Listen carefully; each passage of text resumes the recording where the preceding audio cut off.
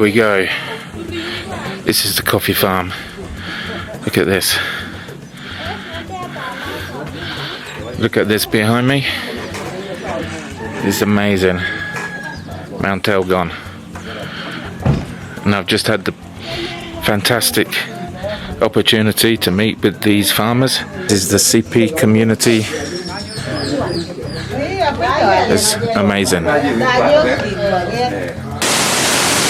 CP2, amazing waterfall. Uganda is full of beautiful surprises. Amazing.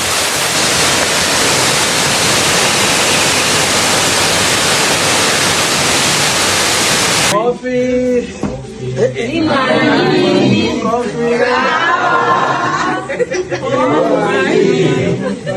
So what you're looking at here, everybody, this is the compost, organic compost. So basically, can you just explain again what's in here? It's the pulp. Here, here is where we make the compost production. After pulping, we bring here the compost. Then later we shall mix the compost with cow dung, the sawdust, ash. Then we mix all together and then we ferment. And trust me, I've tried to make compost in the UK. It's not easy. It's not as easy as what everybody thinks. You have to have the recipe right. So you've got sawdust, you've got pulp, and some organic matter, ash from the fires. So it's a recipe that is not easy. So this looks fantastic. This is fully composted. I did it from our processing station. Okay. The central processing station in Sironko. And we do a composition of various materials. For example, the sawdust. Yep. Ash. Ash. Yep. Cow dung. Yep. The coffee pulps. Yep. Then sometimes we also put the green plants, but the one which are highly nitrogenous. Yeah. So and now you will find that the end result, you will not even see any coffee pulp from here when it is fully decomposed, but it will smell like real soil. Yeah. When it is fully composed. And as I told you, we do soil testing, and now the results, we use those semi-qualitative results to determine the quantity of materials that we're supposed to incorporate in our compost. That's gold. Yeah. Liquid gold. Yeah, true. All of this is liquid gold. Yeah. This is beautiful. And also just maintaining our farms.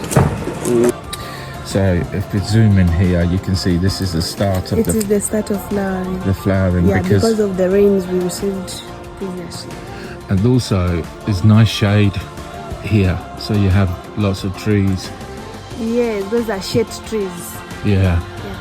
So you can see that the coffee trees are well shaded, which is what Also gives the a beautiful... bananas help us. Help the Yeah, coffee.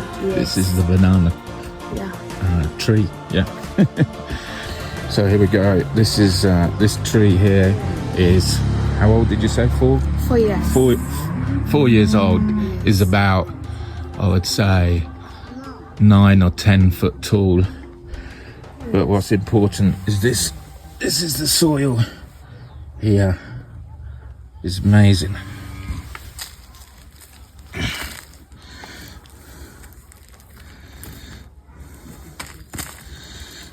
Hi everybody, this is at the Sironko processing station, and this is Ruth, and she's just going to explain to us how they process the coffee. Sorry, carry on. So when the coffee comes, we have these perimeters that guide us in processing. First, we have the cherry board. The cherry board has 100%. 10 by 10, 100. So Okay. so when we receive a coffee, like one lot, we pick a sample and we spread it here. And this is the cherry? Yes, the Okay. cherries. Okay. Then now we spread it over, and then we pick out those which are green, the overripes, the blacks, we remove it. Then the percentage that will remain is what we will use it for, will give us now an idea how we are going to process the coffee. Ideally what we take it is 80 and above. You get even the one with 85, 90, then there it will give you an idea how you're going to process that lot. Then now after taking the cherry board, we get a fructometer. Okay. This one will enable us to check the sugar in coffee. Okay. So you pick a random cherry which is fully red. Yeah. Then now you check the bricks. You squeeze the juice here. Yeah. Then you cover. Then there you look through here. Yeah. So ideally the entire thing is blue, but when you put the sugar inside, it will be having white and blue. So where blue and white meets is where you read. Okay. Yes. And what percentage So are you looking for of sugar? around 18, 18%. 15, 18 up to 20. Okay. Yes. And what if it's too high, it's too overripe, if there's too much sugar? Yes, not there. It will not give you an idea how you're going to process that lot. Okay. Yes. If you have more of a 20, 18, then you're going to process it differently. Okay. Yes. Now after taking the cherry board and the bricks, now we weigh. Then now we subject it to different process type that we have. Okay. Like for naturals, after taking the bricks and the cherry board, we weigh and then we take them for drying. Okay. Then for the honeys, we pulp them. We Yeah. take them in the pulping machine. Yeah. We fetch it from here and then we take them for drying. Okay. That is pure honey process. Yeah. Then for fermented honey process, we ferment the cherries Yeah. for a period of 72 hours. Okay. After 72 hours, we pulp the cherries. Okay. Then we get the parchment. Then we take them for drying. Where is the cherry, or how is the cherry stored for 72 hours? We put inside the barrels. In the barrels, Yes, yeah. for fermentation. Okay. For 72 hours. 72 hours. After 72 hours, we remove them, we pulp, Yeah. then we take them for drying. Yeah. Then we have also fermented naturals. Yeah. So fermented naturals, we seal off the barrels for 96 hours. Okay. Yes. After 96 hours, we take them for drying. Okay. Yes. Because there's no fruit on there, you can go longer Yes. in the fermentation. Yeah, for fermentation. Okay. Yes. Amazing. Yeah. And then again, we have an experimental process. This one is the one we ferment with pineapples. Yeah. Yes. So we get the cherries. We ferment the cherries for. Pretty sure we've had have you done passion fruit here? No, we have Fermentation. not done it from here, but Okay. we've done it from the mountains. Oh, okay. Yes. Pretty sure we've bought some of that coffee. Yes. It's fantastic. Yes. Have you done the yeast fermentation? Yes, we do it even here. Yeah. That's a coffee that we are selling now. Back in the UK, we started selling it a couple of weeks ago, and it's going crazy. Everybody loves it. Okay. So you've done a fantastic job. Thank you. Thank you. So we're inside the drying station now. So these are all undercover. Let's turn the camera around so you can see. Look, it's got the roof on the top, double layer of drying beds, so you can see this is really good quality. Everywhere is very clean, very tidy. It's exceptional. Station. This is Kajere Kajere. processing station. We do process here. We buy cherries from farmers. Yeah. Then we do processing, all kind of processing, basing on the protocols we have been given. Yeah. When we receive coffee from, like this is now my buying officer, Simon Peter. Is my buying officer. He's the one buying coffee. So you go and buy the cherries. Yeah, he's the one buying cherries. Yeah. So when we receive coffee, I receive from him. Yeah. I check on the quality. Yeah. And the quality score what we want. Yeah. Yeah. So we have protocols that we follow. We have to run a cherry boat, Yeah. which is a 100. yes 100%. Yes. Yeah. I understand. So our coffee should score 80% plus, Yeah. not below that. So if the coffee is scoring that, we know it qualifies for our processing that we need. Yeah. There we decide which process we should take. Yeah. So here we do honey Okay. in the processing, we do washed, Yeah. then we do fermented washed coffee. Okay. Ferment for 14 days, 2 weeks. Wow. That's a long time. Yes, it bronzes. That's long. Yeah. Is that in the cherry or after you've washed? Do you ferment? In a cherry form. We first ferment in a cherry form. Okay. Then after, we pulp. Yeah. After pulping, we put again in drum, then we put some water. Yeah. With the yeast. Yeah. We have yeast here. Yeah. Yeah, we measure like 20 grams in every packet of water. Then we put it out, we mix, we stir it thoroughly. Then we cover it tight, we leave it to ferment for 3 days. Wow. Then we wash. Now, they look different. They are not like another washed coffee. Okay. It's not like honey's. It Yeah. has a brown color. Okay. Yeah. So those ones will taste different from honey's, taste different from washed coffee. Yeah. So it has its own taste, Yeah. which is so much amazing and it's liked by also the buyers. This is the barrels just here that they use for the fermentation. Yeah. So those are fermentation drums. These are the drying trays. These are drying trays for out. Yeah. Yeah, we put on the stands. Yeah. Yeah. Then now honey's you just pulp the way it is, the red ripe cherry. You just pulp the way it is. Then you dry it. So it will bring its like a yellowish color, brownish color. Yeah. Yeah, and it is very sweet because you have not dried with all its own mucilage inside. Yeah. So the taste is very sweet. Okay. Yeah. So That's amazing. yeah, it's It's a really amazing place. yeah. Wow. Yeah. We have Okay. the sensor also here. So these are the sensors that alert your phone and say you need to come and agitate the coffee. Yes. Yeah. So that one will help us monitor also the temperatures and also the rate of drying it. We need to turn the coffee basing on the radiation inside. Yeah. So you cannot just leave it the way it is. So here I can dry coffee faster Yeah. than putting coffee out. And when you're Yeah, drying, you have a net here. Yeah, we have drying nets. You cannot put coffee here. Okay. We have drying nets. We lay it here. Yeah. Then we put coffee on top. Yeah. Yeah. I Okay. think you saw some black drying nets inside. Yeah. Yeah, those are the ones we put here in this very place. Then we have gotten also like a modernized drying here the other side. Very nice. So you like the other. So what Jojo's just done there is she's just taken a sample from here that she's going to hull. So take the fruit off.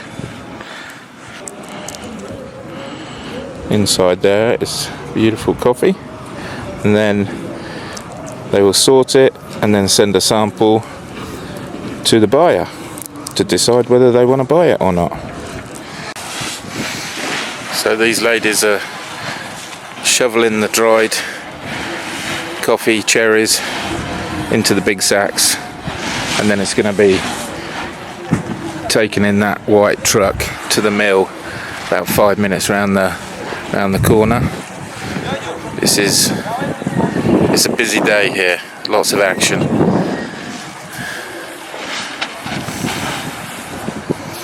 This is Nathan. So Nathan is keeping an eye on all the coffee that's being loaded in the lorry now, making sure that not a single bean goes missing. Yeah? Making sure it's the right coffee that is being loaded. Yeah. Because we're milling in smaller lots, so it should be the exact load that goes onto the truck to the mill, and in the same sequence, like Yeah. should follow a different load. So you must be there to supervise all that. Okay. So yeah, there's full traceability, every single sack. This is all This is parchment, yeah? This is cherry. Cherry. Naturals. Natural. That's just been finished drying, and then it's on its way into the mill, yeah? Yes. Yes. Cool. Yes. You can see every bag has an ID on it. Yeah. This is gorgeous Nico. Hi. So we're now inside the mill, which is right next to, literally 5-minute drive from where the coffee was just being sorted. This is the mill. It's an absolute beast, but you could probably just hear that thunder, and there's no electricity at the moment, so the mill is quiet. Yeah. Okay. So they'll cut it open, then it runs through up, down, then goes up and through. This is the pre cleaner. Yeah. It will clean out anything that is not good enough, like stones, strings, and all that. Yeah. Then it comes down into the distoner. This is the distoner. Like Yeah. you can see, our coffee is very clean. There are no stones at all. Then it goes up into the parchment silo Yeah. for it to come down into the halas. So these three are the halas, 1, 2, and 3 there. So from the halas, it goes up onto the grader, Yeah. grading by size. Yeah. Then it goes the other side into the silos by size. So Yeah. double A, single A, B, P, B, and C. Then from that we push a lot by lot. For if we are picking out double A, it goes into the gravity table, which is the other side, for it to be sorted by gravity. So the lighter beans get out, the heavier beans go now down into the color sorter, Yeah. which is at the extreme end. Then we bag it off on the other side. Amazing. Look at every bag if you have This is and the name. So basically, the ladies are paid per bag to sort the coffee, sort the defects. These women are professionals. They know what they're doing. It's incredible. And everybody seems really happy. Yay!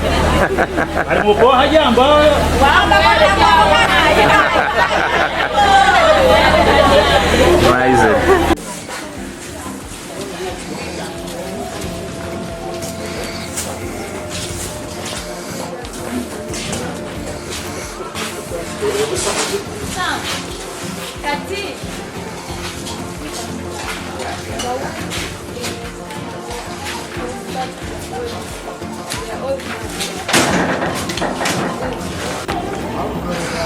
So how cool is this? This is 230 sacks of the community workforce coffee.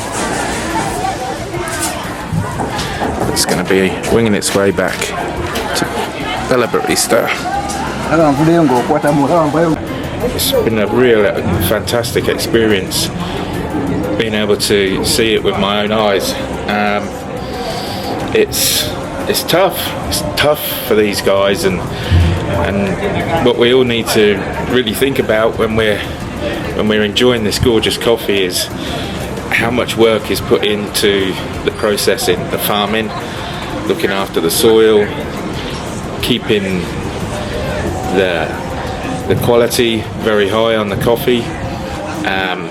They have to sacrifice the trees by it's called stumping, so they'll sacrifice up to 1/3 of their harvest each year by stumping trees that will then make it more sustainable. There's just so much that I've learned on this visit, and I really want to continue working closely with Mountain Harvest.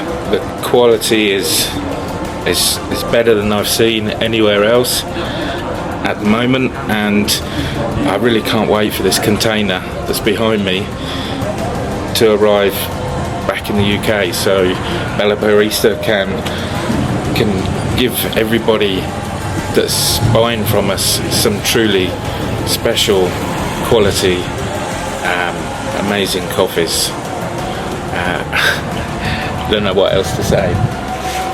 We're gonna watch it, go and watch it being loaded. We're gonna cup coffee, that's samples of coffee that are going onto the container, and then yeah, unfortunately this is my last day, but it's been amazing. The whole visit has been really enlightening. Catch you later.